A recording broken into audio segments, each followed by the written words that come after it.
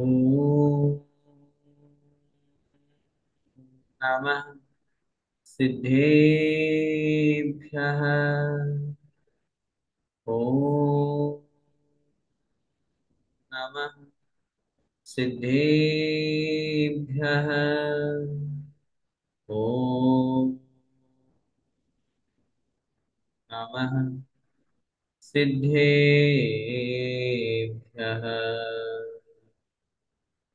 नमो अरिहन्ताणम्। नमो सिद्धाणं नमो आयर्याणम्। नमो वज्रायाणम्। नमो लोये सव्साहुणम्।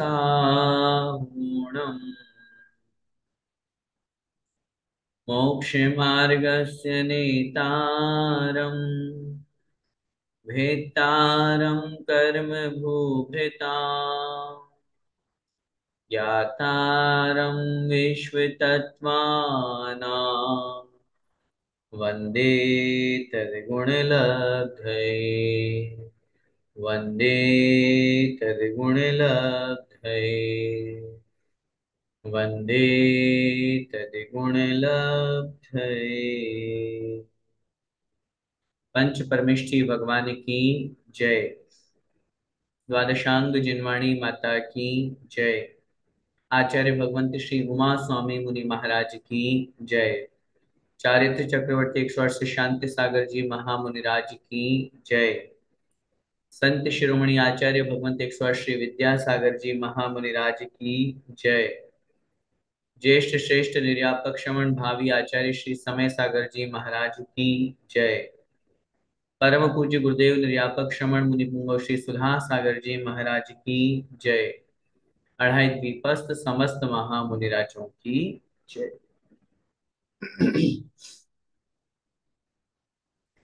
आचार्य भगवंत उमा स्वामी द्वारा विरचित तत्वार्थ सूत्र ग्रंथादिराज का हम सभी स्वाध्याय कर रहे हैं। छठे अध्याय के पश्चात सातवां अध्याय अपन ने कल प्रारंभ किया था और उसमें सबसे पहले हमारे जीवन को जो संयमित बनाने वाला है, हमारे जीवन को जो कर्म निर्जरा की ओर ले जाने वाला है, ऐसे उस महान विषय को, व्रत को अपन ने कल समझा था। जहां हिंसा, झूठ, चोरी, कुशील और परिग्रह, इन पांचों पापों से विरक्ति हुआ करती है। इन पांचों पापों को दूर किया जाता है, उसे हम व्रत कहते हैं। वह व्रत दो प्रकार का होता है, अणुव्रत और महाव्रत। जहां पांचों पापों का एक देश त्याग होता है, पूर्ण रूप से त्याग नहीं हो पाता है, उसे अणुव्रत कहते हैं। और जहां पांचों पापों का पूर्ण रूप से त्याग हो जाता है, किंचित मात्र भी, जहां मन वचन काय कृत कार्य तन्मोदना से हिंसा आदि पांचों पाप नहीं होते हैं, उसे हम महाव्रत कहते हैं।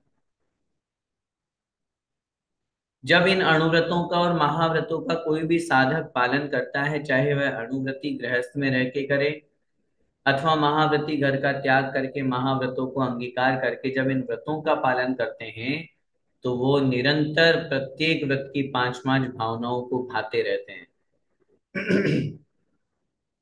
जैसे हमारी तिजोरी में रखे हुए धन को हम बार बार देखते रहते हैं, बार बार भी नहीं देखें तो भी महीने दो महीने में एक बार तो अपन अपना बैलेंस चेक कर लेते हैं।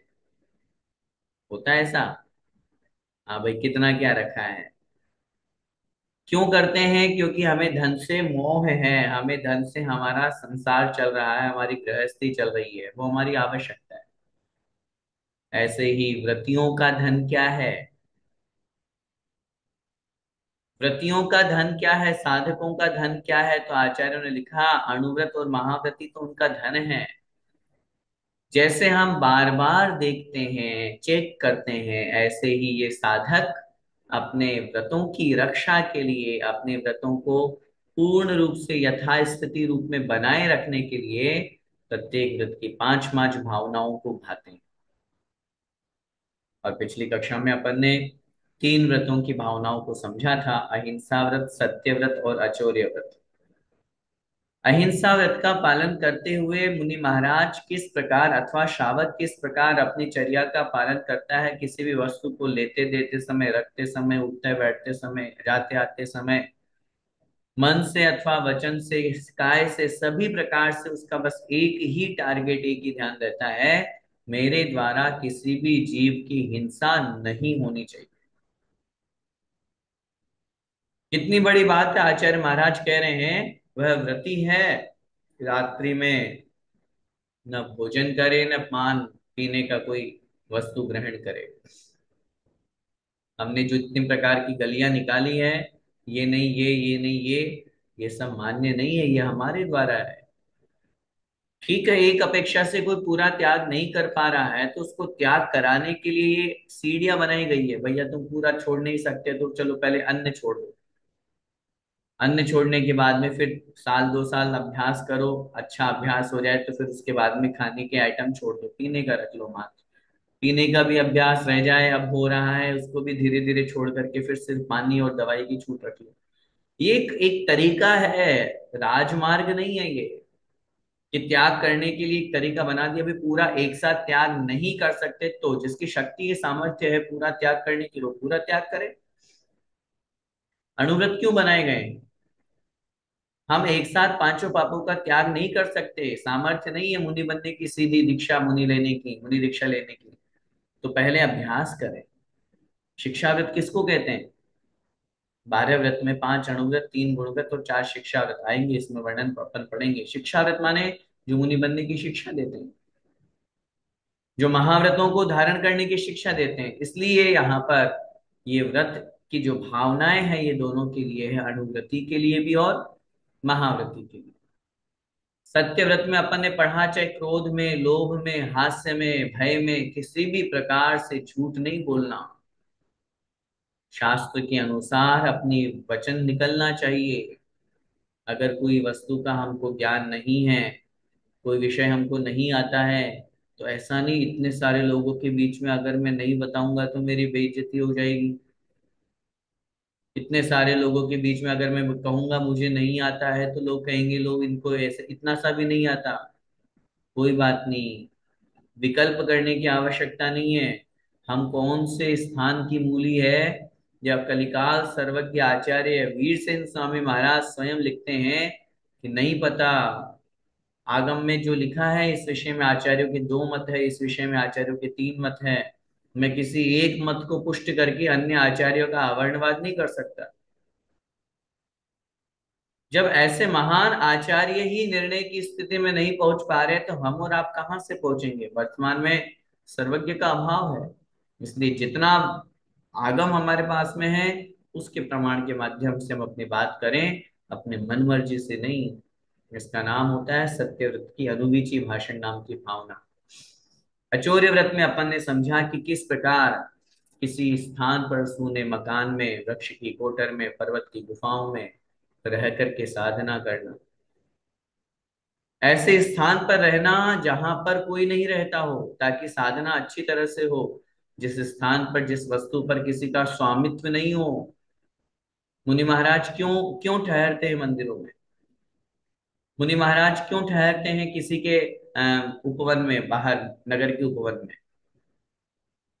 कभी विचार किया, कभी आपके मन में ऐसा प्रश्न आया कि महाराज हमारे घर में क्यों नहीं आते? आहार के लिए तो आते हैं, लेकिन आहार के बाद वापस क्यों चले जाते हैं? मुनि महाराज हमारे यहाँ रात्रि विश्राम क्यों नहीं करते? मुनि महाराज हमारे यहाँ घर में ठहरते क्यों नहीं है? क्योंकि उस पर हमारा स्वामित्व है। जिस वस्तु पर किसी का स्वामित्व है उस वस्तु को मुनि महाराज ग्रहण नहीं कर सकते। संत निवास में मुनि महाराज रहते हैं, क्यों? उस पर किसी का स्वामित्व नहीं है, वो समाज की प्रॉपर्टी है, पब्लिक के लिए है। वो बनाया इसीलिए मुनि महाराज के भाव के रूप में कि भाई यहाँ मुनि महाराज पधारेंगे और उनके लिए अनुकूल वातावरण साधना की होगी, हमने बनाया। व्यक्तिगत किसी स्थान पर, किसी जगह पर, किसी घर में मुनि महाराज नहीं ठहरते हैं। अगर ठहरते हैं तो पूर्ण रूप से दोष के भागी बनते हैं। आप अब आप बोलो, ठीक है अगर हम उनको निवेदन कर दें तो? निवेदन कर देंगे तो भी नहीं ठहरेंगे। आहार के निमित्त से आए हैं, आहार लिए बस निकल गए। आप कहो महाराज हमारे यहाँ रात्रि विश्राम कर लो, तुम्हारा घर पवित्र है, तुम्हारा घर कोई स्थान ऐसा है जहां दिन रात तुम पाप कर रहे हो, जिस स्थान पर सब कुछ अशुद्धियां हो रही है, वहां मुनिराज कैसे ठहर सकते हैं? अगर ठहरते हैं तो अचोर्य व्रत में दोष लगता है, अच्छी तरह से समझिएगा। अगर ठहरते हैं जिस स्थान पर श्रावक पहले से रह रहा, हाँ कदाचित बिहार में है या किसी ऐसी स्थिति में है और नया मकान है, नई बिल्डिंग है जिसमें अभी तक रहना प्रवेश नहीं किया है, रहना शुरू नहीं किया है, प्रवेश नहीं किया है, वहां रुक सकते हैं, रह सकते हैं, कोई आपत्ति नहीं है। चाहे भले वो व्यक्तिगत भी क्यों ना हो, उसमें तुम निवेदन करके उनको रोक सकते हैं। लेकिन जिस स्थान पर हम रह रहे हैं, श्रावक रह रहा है पहले से ही, उस स्थान पर अगर रहेंगे तो निश्चित रूप से मुनि महाराज के अचौर्य व्रत में दोष लगेगा। आप खुद पढ़िए, दो दो भावनाएं यहाँ पर आचार्य महाराज ने लिखी है, शून्यागार और विमोचितावास। इस तरह से अपन ने कल समझा था, जहां अपन रुके हुए हैं वहां दूसरों को आने से नहीं रोकना, आहार में पूर्ण रूप से शुद्धि बनाए रखना, और साधर्मियों से किसी प्रकार का कोई तेरे मेरे का विवाद नहीं करना। यह चौर्य व्रत की पांच भावनाएं हैं। आइए आगे बढ़ते हैं 7वें अध्याय का 7वां सूत्र, जिसमें ब्रह्मचर्य व्रत की पांच भावनाओं का कथन किया गया है। उच्चारण करेंगे। स्त्री राग कथा श्रवण, तन मनोहरांग निरीक्षण, पूर्व रतानुस्मरण, वृश्रेष्ठ रस, स्व शरीर संस्कार त्यागा पंच। स्त्रीराग कथा श्रवण, तन मनोहरांग निरीक्षण, पूर्व रतानुस्मरण, वृश्रेष्ठ रस, स्व शरीर संस्कार त्यागा पंच। स्त्रीराग कथा श्रवण, तन मनोहरांग निरीक्षण, पूर्व रतानुस्मरण, वृश्रेष्ठ रस, स्व शरीर संस्कार त्यागा पंच। ठीक है। सबसे पहले त्यागः शब्द सभी के साथ में लग जाएगा। पांच भावनाएं निकालिए। पहली है स्त्री राग कथा श्रवण त्याग। दूसरी है तन मनोहरांग निरीक्षण त्याग। फिर उसके बाद में है पूर्व रतानुस्मरण त्याग। चौथी है वृश्रेष्ठ रस त्याग। और पांचवी है स्व शरीर संस्कार त्याग। पंच माने पांच। ब्रह्मचर्य व्रत का यदि पालन करना है तो इन पांच भावनाओं का निरंतर ध्यान रखना चाहिए। इन पांच भावनाओं को निरंतर भाते रहना चाहिए। कैसे है ये पांच भावनाएं? सबसे पहली स्त्री राग कथा श्रवण त्याग।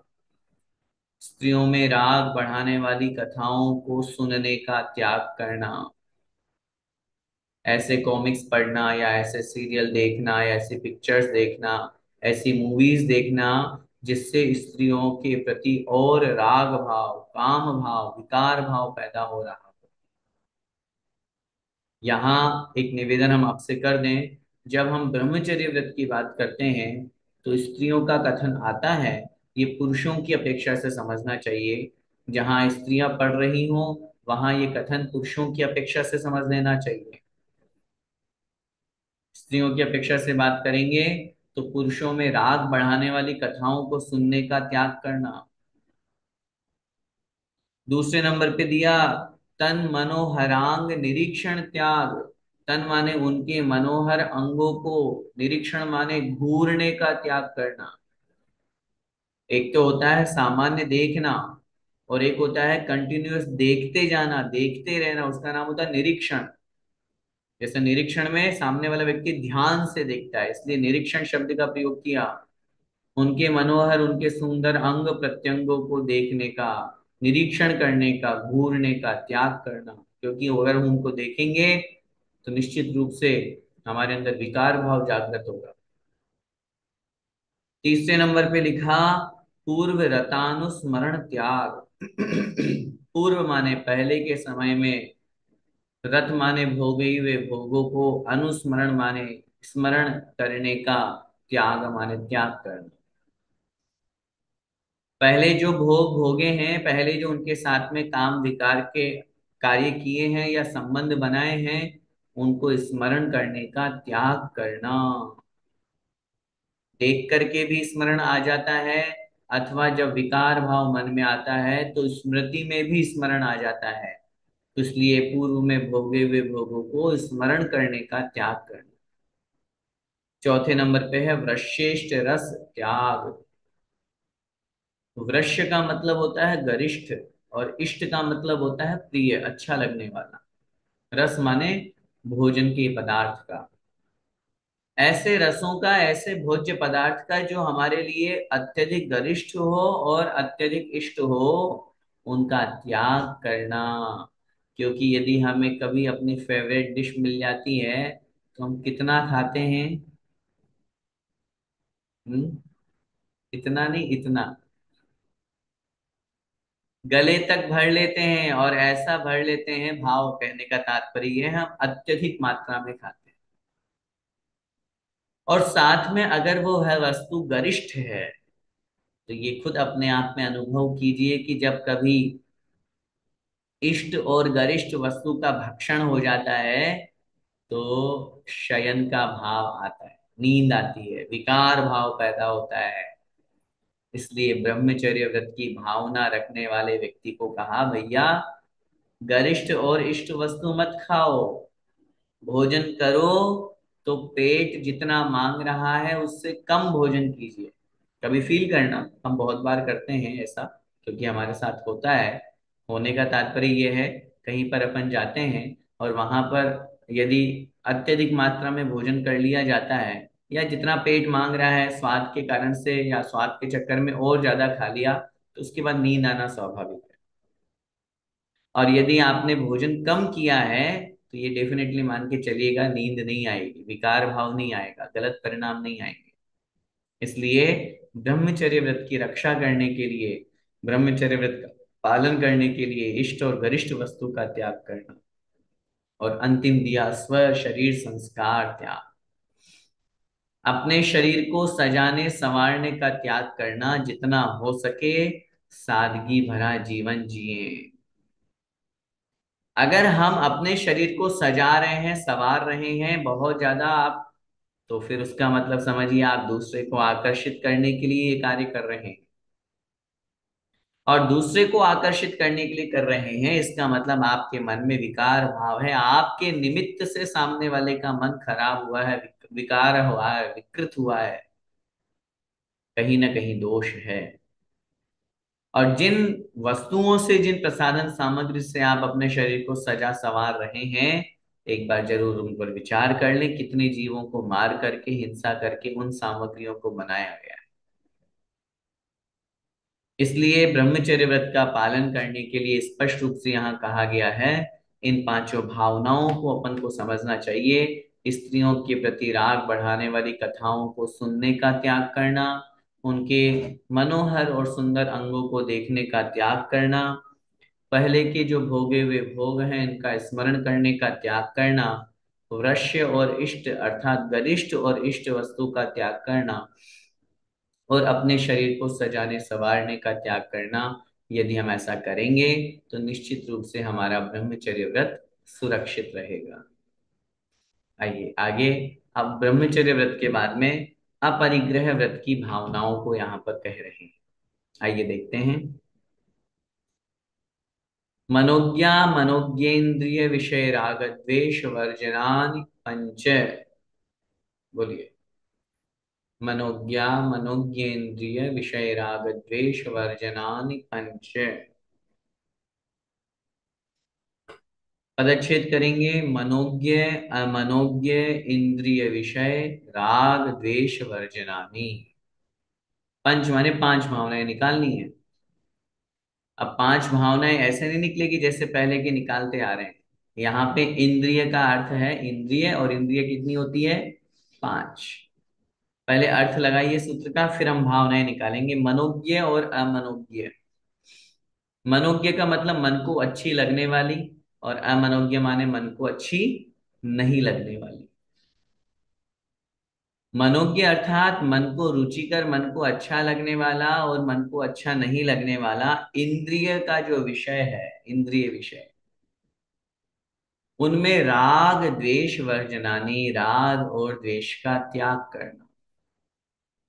अब एक लाइन में अर्थ लगाइए। मन को अच्छे लगने वाले इंद्रिय के विषयों में राग का त्याग करना, और मन को अच्छे नहीं लगने वाले इंद्रिय के विषयों में द्वेष का त्याग करना। अब इंद्रियां कितनी होती है? पांच। तो पांच भावनाएं हमारी हो गई। स्पर्शन इंद्रिय, रसना इंद्रिय, घ्राण इंद्रिय, चक्षु इंद्रिय और कर्ण इंद्रिय। लगाएंगे एक भावना, क्या बनेगी? स्पर्शन इंद्रिय संबंधी मन को अच्छे लगने वाले विषयों में राग का, और मन को अच्छा नहीं लगने वाले विषयों में द्वेष का त्याग करना। ये एक भावना हुई। दूसरी भावना, रसना इंद्रिय संबंधी मन को अच्छे लगने वाले विषयों के संबंध में राग का, और मन को अच्छा नहीं लगने वाले विषयों के संबंध में द्वेष का त्याग करना। ऐसे घ्राण इंद्रिय, चक्षु इंद्रिय और कर्ण इंद्रिय, पांचों में लगाना है। उदाहरण समझिए। स्पर्शन इंद्रिय, गर्मी का समय शुरू हो गया, एसी अच्छा लग रहा है, कूलर अच्छा लग रहा है, बस उसके प्रति हमें राग है। उस वस्तु के प्रति हमें राग है क्योंकि वो हमें ठंडक दे रहा है, हमारी स्पर्शन इंद्रिय को विषय दे रहा है। जहां पर हम बैठते हैं वो बढ़िया, बहुत शानदार मखमल का गद्दा है, किसी भी प्रकार का उसमें कोई चुभन नहीं होती है, चुभता नहीं है, इसलिए हमें बड़ा अच्छा लग रहा है, हमें उस वस्तु से राग है। आचार्य महाराज कह रहे हैं परिग्रह त्याग की भावना है तो उसमें राग मत करो। और उससे विपरीत जो हमें अच्छा नहीं लग रहा है, कहीं से हीट आ रही है, गर्म हवा आ रही है, गर्मी का समय है, और हमें स्पर्शन इंद्रिय के निमित्त से या उसके भाव से उस गर्मी को हम सहन नहीं कर पा रहे हैं, तो हमें उस गर्म हवा से द्वेष भाव प्रकट हो गया, या जिसके निमित्त से या जहां से आ रही है वहां से द्वेष हो गया। कहीं पर हम गए और बैठने के लिए हमें अच्छा स्थान नहीं मिला तो हमें वो द्वेष हो गया। स्पर्शन इंद्रिय संबंधी। ऐसे रसना इंद्रिय में लगाइए। रसना इंद्रिय हमारी चाहती है हमें बहुत अच्छा अच्छा चटपटा, बहुत, क्या बोलते हो आप लोग, यम्मी, अच्छा अच्छा चाहिए, अच्छा अच्छा खाना है, और वो नहीं मिला तो, और जो भी मिल रहा है तो उसके प्रति राग, हाँ आज तो मजा आ गया, और अगर नहीं मिला तो ये क्या खाना रख दिया, क्या है ये, रोज को लौकी की सब्जी खाते हैं क्या? ये तो उदाहरण दे दिया मैंने। द्वेष हो जाता है, उसका त्याग करना। घ्राण इंद्रिय में सुगंध के प्रति हम बहुत राग करते हैं, डियो परफ्यूम सब लगाते हैं, और यदि कहीं पे पसीने की बदबू आ रही है या कहीं गंदगी या मल रखा हुआ है, द्वेष भाव मन में आ जाता है, उसका त्याग करने का उपदेश मिला है। चक्षु इंद्रियों को सब अच्छा अच्छा दिखना चाहिए, हमारी फोटो अच्छी आनी चाहिए, मुझे जो साड़ी चाहिए, मुझे जो कपड़े चाहिए, बिल्कुल परफेक्ट एक नंबर, सामने वाला दूसरा देखे तो बस हमेशा तारीफ करे। राग का त्याग करना, जो वस्तु अच्छी नहीं लग रही है उसके प्रति समता भाव रखो, द्वेष का त्याग करना। ऐसे ही कर्ण इंद्रिय में कोई हमारी निंदा कर रहा है, बुराई कर रहा है, तो उसमें अपनी उन्नति और प्रगति की खोज करो कि सामने वाले ने मेरी बुराई करी है, निंदा करी है, तो मेरे में कुछ कमी है, मैं उस कमी को सुधारूं, कमी को ठीक करूं। ये भाव जहां पर आता है तो निश्चित रूप से ये मान करके चलिएगा, हम परिग्रह त्याग से युक्त हो सकते हैं। अन्यथा जहां पंचेंद्रिय के विषयों में हम आकंठ डूबे हुए हैं, वहां ये परिग्रह त्याग नहीं आ पाएगा। इसलिए पांचों भावनाओं को अच्छी तरह से समझिएगा। पांचों व्रतों की पांच पांच भावनाएं कह के यहाँ 25 भावनाओं का वर्णन किया। अब आगे आचार्य महाराज कह रहे हैं, जब आपने हिंसादि पांचों पापों से विरक्त होने का हमें उपदेश दिया है, तो आगे और हमें समझा रहे हैं कि अगर हम हिंसादि पांचों पापों में प्रवृत्त होते हैं तो कैसा फल प्राप्त होता है, क्या फल प्राप्त होता है। आइए देखिए अगला सूत्र। हिंसा दिश्विहा मुत्रापाया वद्य दर्शनम। हिंसा दिश्विहा मुत्रापाया वद्य दर्शनम। पदच्छेद अलग करेंगे। हिंसा दिशु इह अमुत्र अपाय अवद्य दर्शनम। हिंसा दिशु, हिंसा आदि पांचों पापों में प्रवृत्त होने पर, हिंसा दिशु, हिंसा आदि पांचों पापों में संलग्न होने पर, इह माने इस लोक में, अमूत्र अर्थात परलोक में, पर भव में, यह माने इस लोक में, अमुत्र अर्थात परलोक में, अपाय अवध्य दर्शनम, अपाय का मतलब होता है दुख और अवध्य का मतलब होता है निंदा, दर्शनम माने देखी जाती है। जो व्यक्ति हिंसादिषु, हिंसादि पांचों पापों में प्रवृत्त होता है, ऐसा देखा जाता है कि उसे इस लोक में और परलोक में दोनों जगह पर दुख और निंदा का ही पात्र बनना पड़ता है। सोचिए, जरा विचार करें, पांचों पापों में लगे हुए उस व्यक्ति को कोई अगर हिंसा कर रहा है, क्या वो सुखी हो सकता है? लोक व्यवहार में उसकी कितनी निंदा होगी, लोक व्यवहार में उसको कितना अपमानित किया जाएगा। अगर कोई मर्डर करके घूमेगा तो लोग क्या कहेंगे, अरे ये तो कितना खतरनाक आदमी है, मर्डर करता है ये तो ये निंदा ही तो हो रही है। सरकार के द्वारा, राजा के द्वारा जब पकड़ा जाता है तो निश्चित रूप से दंड का भागी बनता है, तो दुख हो रहा है। चाहे हिंसा, झूठ, चोरी, कुशील और परिग्रह इतिहास गवाह है, और आज भी प्रत्यक्ष रूप से हमें अपनी आंखों से दिखाई देता है। कोई अगर हिंसा करता है, कोई अगर झूठ बोलता है, कोई चोरी करता है, कोई कुशील करता है, रेप करता है, गलत काम करता है, अनाचार दुराचार करता है, और अब तो परिग्रह के ऊपर भी ध्यान जाने लगा है सरकार का। कोई यदि अपनी संपत्ति जितनी दिखाता है, उससे ज्यादा अगर उसके पास संपत्ति निकलती है, इसका मतलब अत्यधिक परिग्रह रखता है, तो उसे इस लोक में तो निंदा का, अपमान का, बेइज्जती उसको मिलती ही है, साथ में दुख भी मिलता है। और इस लोक में नहीं, आचार्य महाराज करें, परलोक में भी, अगले भव में भी नरक तिर्यंच गति का पात्र बनता है। अब आप स्वयं सोचिए, ऐसी स्थिति में वहां नरक गति में, नरक आयु में उसे कैसे कैसे दुख भोगने पड़ेंगे, कैसे कैसे कष्ट सहन करने पड़ेंगे। तीसरे अध्याय में अपन पढ़ के आए हैं, छेड़ाला में भी आप लोग पढ़े हुए हैं। उन सब को पढ़ करके, समझ करके, यहाँ पांचों पापों से हमें दूर होने के लिए ये उपदेश दे रहे हैं और समझा रहे हैं कि यदि पांचों पापों में जो, और दिखता भी है, प्रत्यक्ष दिख भी रहा है, इस लोक में भी दिख रहा है और परलोक की उदाहरण भी हमारे सामने है। जिस जिसने गलत काम किए, राजा श्रेणिक बोलो, चाहे भले ही आगामी भविष्य में तीर्थंकर बनेंगे, लेकिन अभी नरक में है, जिस परिणाम से नरक में गए, मुनि निंदा के कारण से। चाहे रावण बोलिए, चाहे लक्ष्मण बोलिए, अथवा और भी जितने भी महानुभाव हैं जिन्होंने, ये तो प्रसिद्ध एक उदाहरण मात्र है, लेकिन जैसे तंदुल मच्छी की अपन भावना पढ़ते हैं, समझते हैं कि अगर कोई वो एक इतना सा मत्स्य भी जो है, वो भी अपने परिणाम खराब कर लेता है उन मछलियों को खाने के प्रति, और भाव हिंसा के कारण से नरक आयु का बंद कर लेता है। अपन इस बात पर विचार करें कि हमारी प्रवृत्ति हिंसादि पांचों पापों में कितनी है। पहले अपन छठे अध्याय में पढ़ के आए हैं, बहुआरंभ परिग्रहत्व नारकस्य आयुष है। अब आप स्वयं विचार करें, यदि पांचों पापों में प्रवृत्ति है और बहुत आरंभ और बहुत परिग्रह हमारे साथ में जुड़ा हुआ है, नरकायु में जाना पड़ेगा। हम क्या चाहते हैं ये हमारे ऊपर डिपेंड है, हम अगले भाव में हमारा कहाँ जन्म चाहते हैं। यदि पांचों, अपने अपने आकलन करने का है ये सूत्र, मेरे द्वारा प्रतिदिन हिंसा कितनी होती है, मैं कौन सा व्यापार करता हूँ, मैं कौन सा कार्य करता हूँ, घर परिवार चलाता हूँ, भोजन बनाती हूँ, कितनी हिंसा होती है, और उसको मैं कम कैसे कर सकती हूँ, अपना स्वयं आकलन कीजिए।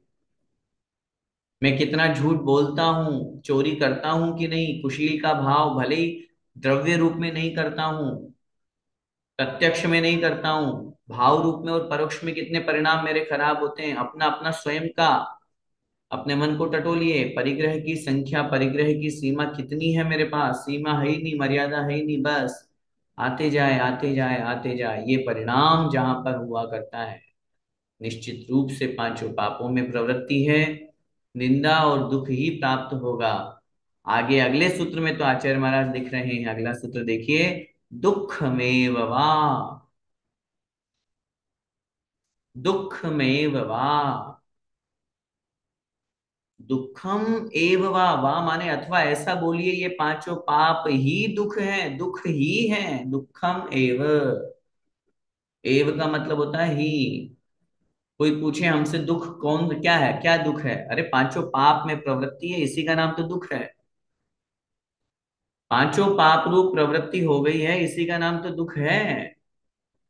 दुख और कहीं नहीं मिलेगा, दुख और कहीं नहीं है।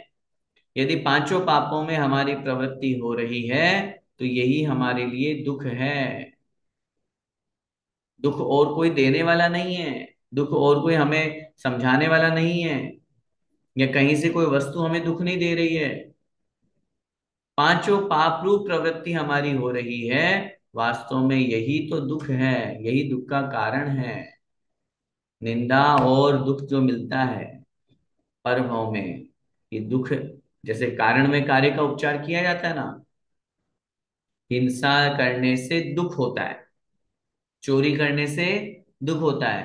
तो आचार्य महाराज ने क्या कह दिया, चोरी ही दुख है, हिंसा ही दुख है, कारण में कार्य का उपचार कर दिया, यही दुख है, ताकि हम उस दुख से बच सके। ताकि हम अगर दुख से बचना चाहते हैं, हर इंसान क्या चाहता है, ये त्रिभुवन में जीव अनंत सुख चाहे दुखते भय। हम सब सुख चाहते हैं, दुख कोई नहीं चाहता है, तो दुख दुख नहीं चाहते तो पांचों पापों से दूर होइए। अरे वो कितना अच्छा समझाने का तरीका आचार्य महाराज का है। वो हमें कह रहे हैं पांचों पाप ऐसे हैं, अब तुम पांचों पापों को छोड़ो या नहीं छोड़ो ये तुम्हारे ऊपर डिपेंड है, तुम्हारे ऊपर डिपेंड है। मैंने तो कह दिया, आचार्य महाराज कह रहे हैं हमने तो लिख दिया ये पांचों पाप ही दुख है, अगर तुम दुख चाहते हो तो पांचों पापों में लगे रहो, और यदि दुख से दूर होना चाहते हो तो पांचों पापों से अपनी प्रवृत्ति को दूर कर लो, हट जाओ वहां से। पूर्ण रूप से हट जाओगे तो महाव्रती कहलाओगे, पूर्ण रूप से नहीं हट पाए तो फिर अणुव्रती, एक देश थोड़ा बहुत हट जाइए, स्थूल रूप से हट जाइए। इस तरह से आचार्य महाराज ने यहाँ पर पांचों पापों को ही दुख रूप में कह दिया है, इसलिए अपन को उससे दूर होने का प्रयास करना चाहिए।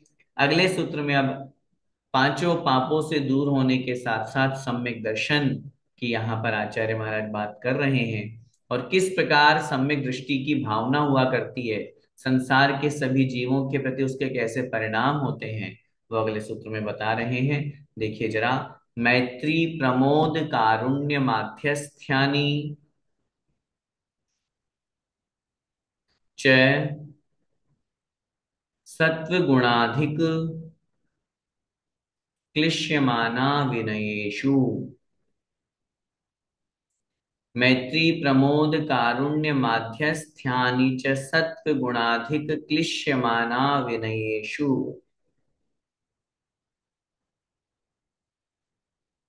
आचार्य महाराज यहाँ पर सम्यक दृष्टि जीव के बारे में बता रहे हैं, उसकी कैसी भावनाएं होती हैं, मैत्री, प्रमोद, कारुण्य और माध्यस्थ्य।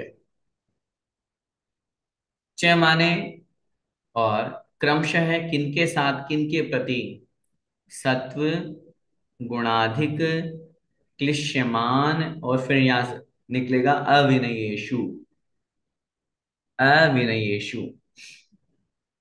मैत्री प्रमोद कारुण्य माध्यस्थ्यानि, चार भावनाएं हैं, मैत्री भाव, प्रमोद भाव, कारुण्य माने करुणा भाव, और चौथा माध्यस्थ भाव। किनके प्रति करना है, सत्व माने जीवों के प्रति, सभी जीवों के प्रति। दूसरे नंबर पे है गुणाधिक, गुणाधिक का मतलब होता है जो गुणों में अधिक है, जो हमसे अधिक हैं, गुणवान है, महान है, ऐसे जीवों के प्रति। तीसरे नंबर पे दिया क्लिश्यमान, क्लिश्यमान का मतलब दीनहीन, गरीब, कारुण्य के लिए जो योग्य हैं ऐसे। और चौथे नंबर पे आते हैं अविनयेषु, अर्थात अविनयी लोग, जो विनयवान नहीं है, जो साधर्मी नहीं है, जिनके प्रति, जिनको देख करके या जिनके प्रति हमारे मन में गलत परिणाम जागृत हो जाया करते हैं, जो धर्म के अनुसार सही नहीं है, उनको कहते हैं अविनयेषु, अर्थात अविनयी लोग। अब क्या कह रहे हैं यहाँ पे, उनके प्रति कैसे परिणाम हमको रखना चाहिए? तो बता रहे हैं, स्पष्ट रूप से कह रहे हैं, किसके प्रति कैसे, किसके प्रति कैसे, तो बता रहे हैं, मैत्री को लगाइए सत्व के साथ में। संसार के सभी जीवों के प्रति मैत्री का भाव, मित्रता का भाव, स्नेह का भाव, वात्सल्य का भाव। दूसरे नंबर पे गुणाधिक प्रमोद, अपने से अधिक जो गुणवान है, महान है, उन लोगों के प्रति प्रमोद का भाव, हर्ष का भाव, खुशी का भाव। तीसरे नंबर पे है क्लिश्यमान, अर्थात जो दीनहीन गरीब लोग हैं उनके प्रति कारुण्य, करुणा का भाव, दया का परिणाम। और चौथे नंबर पे जो अविनयी लोग हैं, असंस्कारी है, विधर्मी हैं, या यूं कहना चाहिए, हमने बहुत बार समझाया फिर भी नहीं मान रहे हैं, ऐसे लोग हैं, उनके प्रति माध्यस्थ्य, अर्थात माध्यस्थ भाव। जो पंक्तियां अक्सर हम सामायिक पाठ में पढ़ा करते हैं, वो इसी का अर्थ रूप में है। प्रेम भाव हो सब जीवों पर, गुणी जनों में हर्ष प्रभो, करुणा स्रोत बहे दुखियों पर, दुर्जन में मध्यस्थ विभो। संसार के प्रत्येक जीव के प्रति हमारे अंदर एक मैत्री का भाव रहना चाहिए। जैसे मित्रता के भाव जिसके साथ में रहते हैं, उस मित्र के साथ हम कभी गलत व्यवहार नहीं करते। जैसे मित्र को हम धोखा नहीं देते, जैसे मित्र के प्रति गलत परिणाम मन में नहीं आते, ऐसे ही संसार के प्रत्येक प्राणियों के प्रति, प्रत्येक जीव के प्रति, चाहे वो पेड़ पौधे भी क्यों ना हो, चींटी भी क्यों ना हो, मनुष्य भी क्यों ना हो, मनुष्यों में भी किसी भी तरह का जीव क्यों ना हो। जैन दर्शन कभी किसी की ऊंच नीच का उपदेश नहीं देता। जैन दर्शन में सब जीव समान है। यहाँ तो जीव मात्र को समान बता रहे हैं, आप मनुष्य की क्या बात करेंगे। हम और आप तो घर परिवार में ही भेद करने लग जाते हैं। हम तो नौकर और जो मालिक है उसमें भेद करने लग जाते हैं, गुरु और शिष्य में भेद कर रहे हैं, गरीब अमीर में भेद कर रहे हैं। यहाँ तो लिख रहे हैं संसार के प्रत्येक जीव के प्रति, क्या चींटी और क्या हम, मनुष्य तो एक पर्याय में है ही, मनुष्य के अलावा जितने भी जीव हैं वो सब समान हैं, सबके प्रति मैत्री का भाव। अपने से अधिक गुणवान व्यक्ति को देख करके ईर्ष्या नहीं करना। हमारे अंदर जलन का भाव, ईर्ष्या का भाव पैदा हो जाता है, जबकि उनके प्रति हमें हर्ष भाव, खुशी का भाव, अरे वाह, अच्छा है ये आए हैं तो इनसे हमें कुछ सीखने को मिलेगा। है उल्टा होता है, किसी अच्छे व्यक्ति को, गुणवान को हमारे सामने आ गया वो, या कहीं सभा में आ गया, या कहीं पे आ गया, तब हमें क्या लगता है, अब तो इसी की जय जयकार होगी, अब तो इसी को पूछेंगे, अब हमें कौन जानेगा, हमें कौन पूछेगा, हमें कोई जानने वाला ही नहीं है, अब हमारी कोई पूछ ही नहीं रही। अरे भाई, पूछ तो जानवर की होती है। और किसी गुणवान व्यक्ति को देख करके, महान व्यक्ति को देख करके तो और खुशी का भाव आना चाहिए, चलो सौभाग्य है मेरा कि मुझे भी इनसे कुछ सीखने को मिलेगा। दीनहीन गरीब को देख करके द्वेष भाव मत करिए। किसी रोगी को देख करके, किसी के शरीर में फोड़ा फुंसी हो गया है, हमें घिनकार आ जाता है, हम दूर हो जाए, भाग भाई यहां से, नहीं। कारुण्य भाव, करुणा का भाव, दया का भाव। आचार्य श्री कहा करते थे, ऐसे व्यक्तियों को देख करके भगवान से उसी समय मन में प्रार्थना करो, भगवान ऐसा रोग दुनिया में किसी को नहीं हो, इसको तो हो गया जो हो गया, या अपने आप के भी हो गया हो, तब भी ये भाव सिर्फ अपने लिए नहीं कि भगवान मेरा ये रोग दूर हो जाए, मेरा नहीं, भगवान मेरे समान ऐसा रोग दुनिया में किसी को भी नहीं हो पूरे तीन लोक में। ऐसा परिणाम, करुणा का भाव, दया का भाव आना चाहिए। यदि करुणा का भाव मनुष्य के अंदर नहीं है तो उसके मनुष्यत्व पर प्रश्न चिन्ह लगेगा। क्या मानव है जिसमें अंदर मानवता नहीं है? कोई व्यक्ति तड़फ रहा है, कोई रो रहा है, चिल्ला रहा है, कोई भूखा मर रहा है, कोई प्यासा मर रहा है, कोई जानवर किसी को कुछ मार रहा है, सामने दिख रहा है, उसके बावजूद भी अगर हमारे अंदर करुणा जागृत नहीं हुई, दया भाव जागृत नहीं हुआ, तो काहे के सम्यक दृष्टि हैं हम? काय के मनुष्य और काय को जैन कुल में पैदा हुए हैं हम। आचार्य महाराज सम्यक दृष्टि जीव की भावना बता रहे हैं ये। सम्यक दृष्टि जीव हमेशा ऐसे परिणाम करता है। और चौथे नंबर पे कोई दुर्जन व्यक्ति आ गया, कोई बुरा व्यक्ति आ गया जो बात नहीं मानने वाला अविनयी व्यक्ति है, उसके प्रति द्वेष भाव नहीं रखना, बल्कि माध्यस्थ भाव। माध्यस्थ भाव का मतलब होता है न काहू से दोस्ती ना काहू से बैर, भैया हम हमारे तुम तुम्हारे, टेंशन फ्री, मध्यस्थ, बिल्कुल, न राग न द्वेष। ऐसे परिणाम जहां हुआ करते हैं तो लिख रहे हैं ये किसके परिणाम हैं? ये सम्यक दृष्टि जीव के परिणाम हैं। अपन को अपने जीवन में यदि पांचों पापों का त्याग करके व्रतों को अपनाना है तो क्या करना चाहिए? अगले सूत्र में आचार्य महाराज कह रहे हैं, जगत काय स्वभाव वा संवेग वैराग्यार्थम। बोलिए। जगत काय स्वभाव वा संवेग वैराग्यार्थम। यदि हम अपने आत्मा का कल्याण करना चाहते हैं तो जगत माने संसार और काय माने शरीर, स्वभाव, स्वभाव का चिंतन करना। स्वभाव में द्विवचन दिया हुआ है, इसका मतलब दोनों में लगेगा, जगत स्वभाव काय स्वभाव। किस किस के लिए? संवेग वैराग्यार्थम। संवेग माने संसार शरीर भोगों से विरक्त होने के लिए, भयभीत होने के लिए, और वैराग्यार्थम माने वैराग्य अर्थम माने के लिए।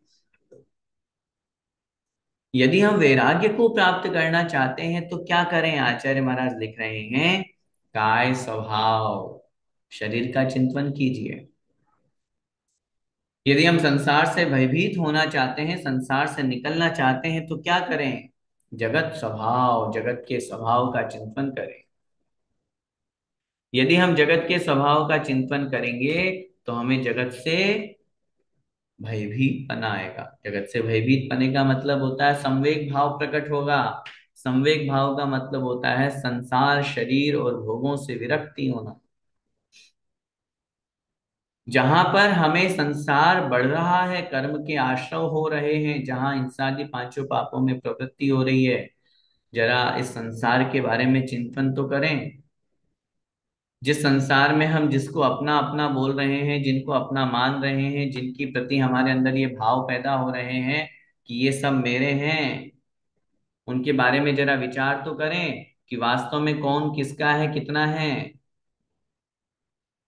यदि ऐसा परिणाम अपने अंदर आएगा तो निश्चित रूप से हमारे अंदर संवेग भाव जागृत होगा। और हमें सबसे ज्यादा राग किससे होता है? शरीर से। और जब शरीर की असलियत पता चलेगी, शरीर की हकीकत हमारे सामने आएगी कि भैया ये शरीर तो जिससे मैं सबसे ज्यादा राग करता हूं, पल रुधिर राध मल थेली की कस वसादिते मेली नव द्वार बहे गिनकारी असि देह करे किमियारी। ये शरीर तो इतना अपवित्र है कि पवित्र वस्तु भी इसका स्पर्श पा करके अपवित्र बन जाया करती है। स्वभाव तो शुचौकाये रत्नत्रय पवित्रते। आचार्य भगवंत पूज्यपाद स्वामी महाराज स्टोपदेश में लिख रहे हैं, क्या लिख रहे हैं स्पष्ट रूप से वहां उन्होंने कथन किया, जिस शरीर के प्रति हमें अत्यधिक राग है, कैसा ये शरीर? भवंति प्राप्य यत् संग मशुचिनी शुचिन्यपि स कायः संतता पायस तदर्थम प्रार्थना वृथा। जिस शरीर को स्पर्श करके पवित्र वस्तु भी अपवित्र हो जाती है, उस शरीर के प्रति हम राग कर रहे हैं। उस शरीर के प्रति राग करना व्यर्थ है, बेकार है। शरीर के अंदर हाड़ मांस खून पीप ये सब भरा हुआ है। इस शरीर से राग क्या करना? ये शरीर तो हमारा है ही नहीं है, यही था और यही हमारा साथ छोड़ करके चला जाएगा। जन्म से हमारे साथ हमें मिला और मृत्यु पर्यंत तक हमारे साथ रहने वाला है, लेकिन मृत्यु के बाद आत्मा अकेली चली जाएगी और शरीर यहीं रह जाएगा। जब शरीर यहीं रह जाएगा, शरीर साथ जाने वाला नहीं है, तो मैं क्यों इसके प्रति राग करके अपना समय व्यर्थ में नष्ट कर रहा हूं। मुझे तो आत्मा से राग करना चाहिए, क्योंकि यह जीवस्योपकाराय तद देहस्यापकारकम, यद देहस्योपकाराय तद जीवस्यापकारकम। जो शरीर का उपकार करने वाला है वह आत्मा का अपकार करने वाला है, और जो शरीर का अपकार करने वाला है वह आत्मा का उपकार करने वाला है। मैं तो आत्मा हूं, मुझे तो आत्मा का कल्याण करना है। इसके लिए आचार्य महाराज कह रहे हैं संवेग और वैराग्य के लिए हमें शरीर और संसार के स्वभाव का चिंतन करना चाहिए। अब यहां से आगे पांचों पापों को परिभाषित कर रहे हैं। सबसे पहले हिंसा किसे कहते हैं? प्रमत्ति योगात प्राण व्यपरोपणम हिंसा। प्रमत्ति योगात प्राण व्यपरोपणम हिंसा। देखिए, प्रमत्ति योगात अर्थात प्रमाद के योग से, कषाय के कारण से, प्राण व्यपरोपणम प्राणों का घात करना हिंसा है। एक बहुत महत्वपूर्ण शब्द यहां पर आचार्य महाराज ने प्रयोग किया है, प्रमत्ति योगात। प्रमाद के कारण से, प्रमाद का मतलब आचार्य पूज्यपाद स्वामी महाराज ने सर्वार्थ सिद्धि में कह दिया, प्रमाद मतलब कषाय भाव। कषाय के कारण से, कषाय भाव से युक्त होकर के यदि हम किसी भी जीव को मार रहे हैं, उसके प्राणों का घात कर रहे हैं, इसका नाम हिंसा है।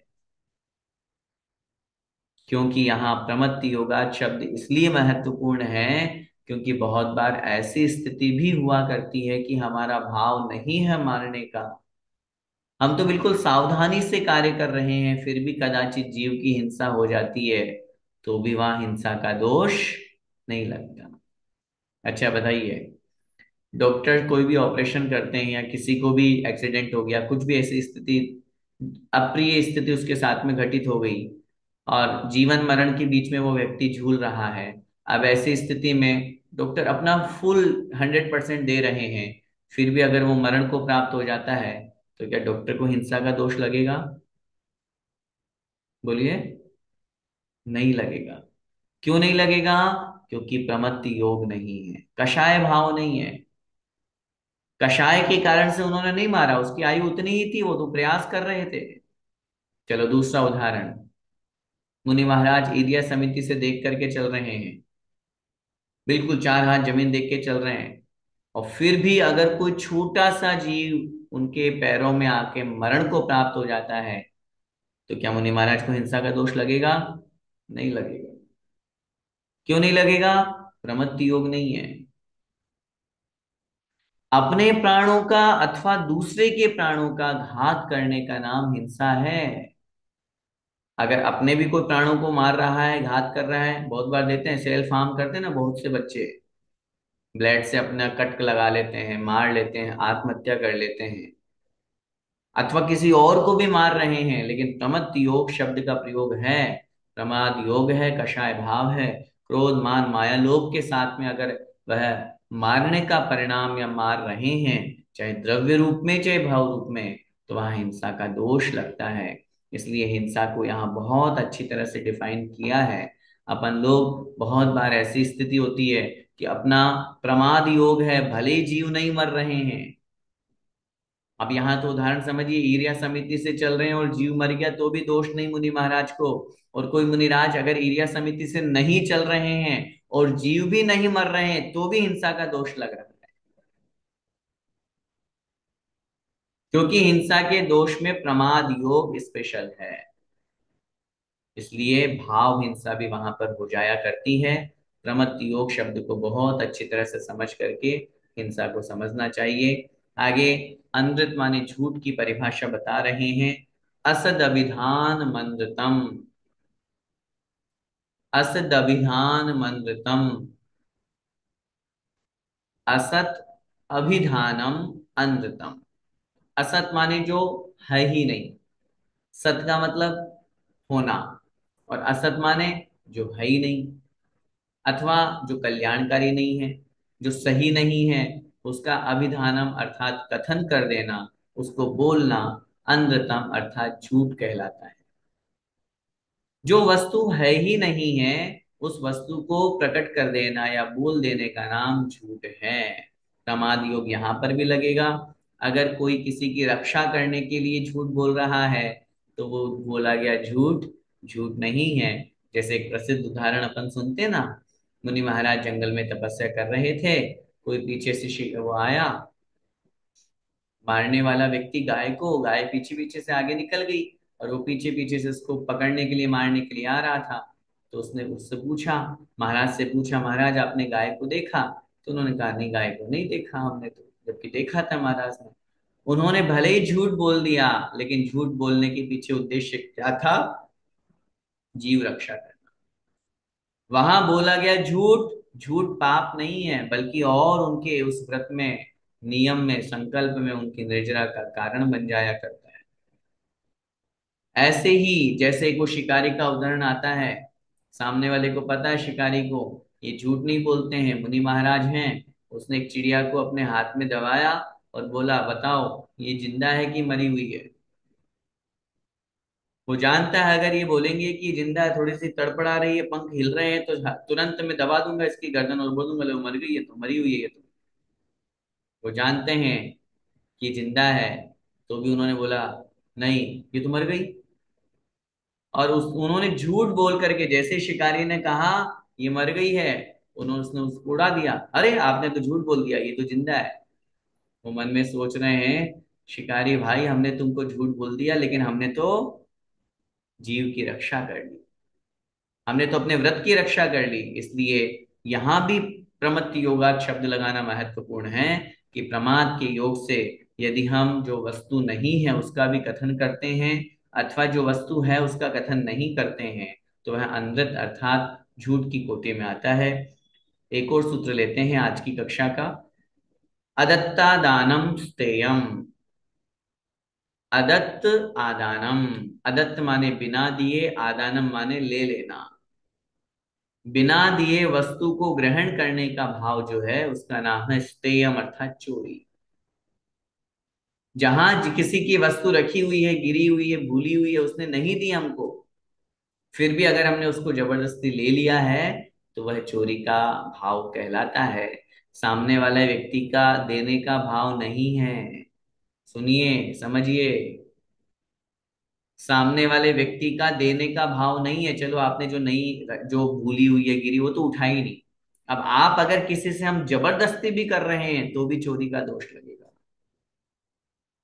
सामने वाले से जबरदस्ती कर रहे हैं, सामने वाले व्यक्ति का देने का भाव नहीं है, फिर भी हम जबरदस्ती उससे एक पेन भी अगर ले रहे हैं तो भी चोरी का दोष लगेगा, क्योंकि आपने बिना दिए वस्तु को ग्रहण किया है। अब आप बोलोगे नहीं नहीं दिया है उसने, अरे भाई दिया क्या, उसकी आत्मा से पूछो, वो देना ही नहीं चाहता, तुमने जबरदस्ती भय दिखा करके, अपना रिश्ता दिखा करके, अपना और अन्य दूसरे तर्क वितर्क दे करके, और आपने ले लिया। अभी उसके मन से पूछो, दुखी है वो तो। इसलिए वैसा चोरी का भाव वहां हो जाया करता है। समय आपका हो गया है।